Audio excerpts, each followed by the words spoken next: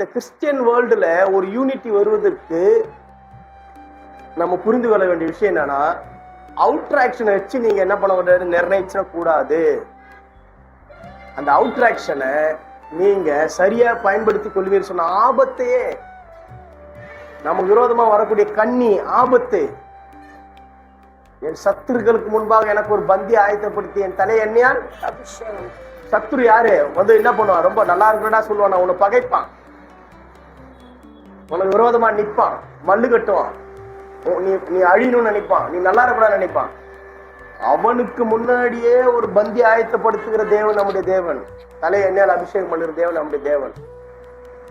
எப்பேற்பட்ட ஒரு சேலஞ்சஸ் ஆண்டவர் எடுக்கிற, எப்படிப்பட்ட ஒரு சேலஞ்சஸை ஃபேஸ் பண்ண வைக்கிறார் நம்மளன்றது நீங்க புரிஞ்சுக்கணும். புரிஞ்சுக்கிட்டீங்கன்னா நிறைய மனிதர்கள் என்ன பண்ணலாம், நம்ம ஆதாயப்படுத்தலாம். ஏன்னா உண்மையாகவே அவுட்ராக்ஷன் நம்மளால ஒரு மனுஷனுடைய அவுட்ராக்ஷன் ஏற்றுக்கொள்ள முடியல, பரிசேயருடைய அவுட்ராக்ஷன் ஏற்றுக்கொள்ள முடியல.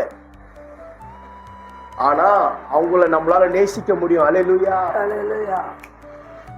எப்ப சொன்னா நீ உள்ளான காரியத்துல கரெக்டா அண்டர்ஸ்டாண்டிங்ல இருந்தனா, வெளியே அவங்களோட அவுட்ராக்ஷனை ஏற்றுக்கொள்ள முடியாம இருந்தாலும் கூட அவங்களால நேசிக்க முடியும். அவங்க அதைத்தான் சொல்ல வரேன்.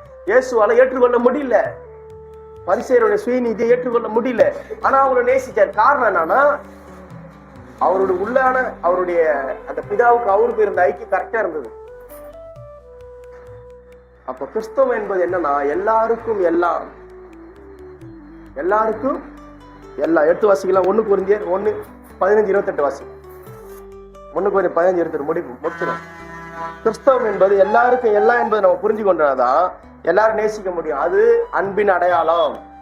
சகலமும் அவருக்கு கீழ்பட்டிருக்கும் போது, சகலமும் அவருக்கு கீழ்பட்டிருக்கும் போது, தேவனே சகலத்திலும் சகலமுமாய் இருப்பதற்கு, தேவனே சகலத்திலும் சகலமாய் இருப்பதற்கு, குமாரன் தாமும் தமக்கு சகலத்தையும் கீழ்ப்படுத்தினவருக்கு கீழ்பட்டிருப்பார். அல்லேலூயா.